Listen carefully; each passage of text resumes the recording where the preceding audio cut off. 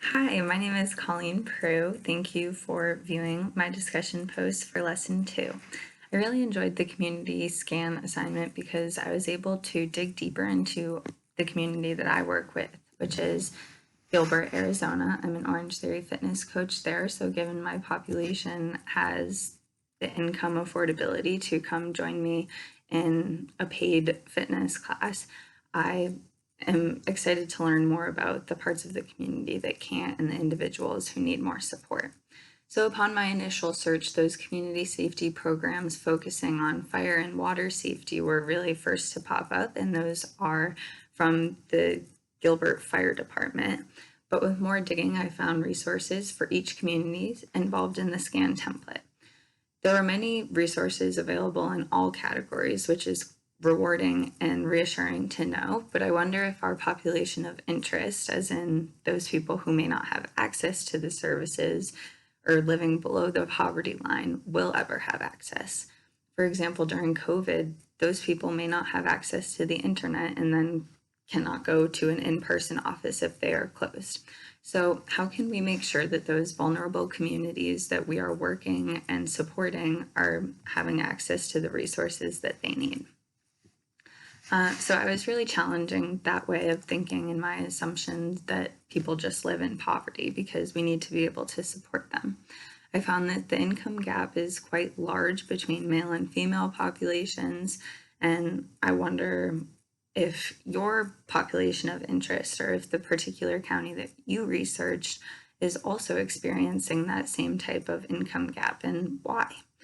I found a quality a quality resource that had a plethora of mental health resources available, which is extremely rewarding because those populations who may need access to information on how to close the income gap may need counseling. And it's wonderful that those resources are available for a variety of learners of all ages and of all needs. In addition, I found that transportation services in our area are quite new for the youth, teen, and senior populations. So it was really interesting to learn that those services do exist and are safe and reputable. Some of the elements of my community scan of Gilbert, Arizona that really surprised me were the number of people living in poverty. I'm honestly surprised that I'm surprised about that because it seems like poverty is always relevant, but it makes me wonder about how I can help. I can donate time, knowledge, and potentially even monetary donations to these specific resources and services that will make them more accessible to a larger portion of the population.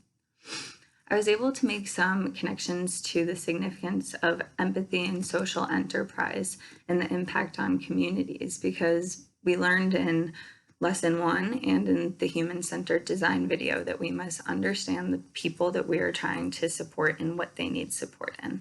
So in connection to Gilbert, we understand that 6% of the 254,000 people there are living in poverty, and we need to be empathetic in our approach to offering them these resources. Overall, the community scan process was extremely rewarding because I work in Gilbert and it's important for me to understand my clients and who they may be working with or what they can afford and how they support their families. I was considering working for a nonprofit, Future for Kids, which was one of the resources that popped up in my community scan. I was going to be a program coordinator for youth populations who need to build connections between their academics, ethics, and recreational athleticism. And I unfortunately could not work for that organization at this point in my life and my schedule. However, I do believe a position there would be really rewarding and offer me that one-on-one immediate ability to make connections with the population that I want to work with. So if you are interested in working for somewhere like Future for Kids, I'm sure they could use your knowledge and wisdom. Overall, it was a rewarding experience, and I hope that you enjoyed my discussion. I am looking forward to learning what you found in your community scan as well. Thank you. Take care.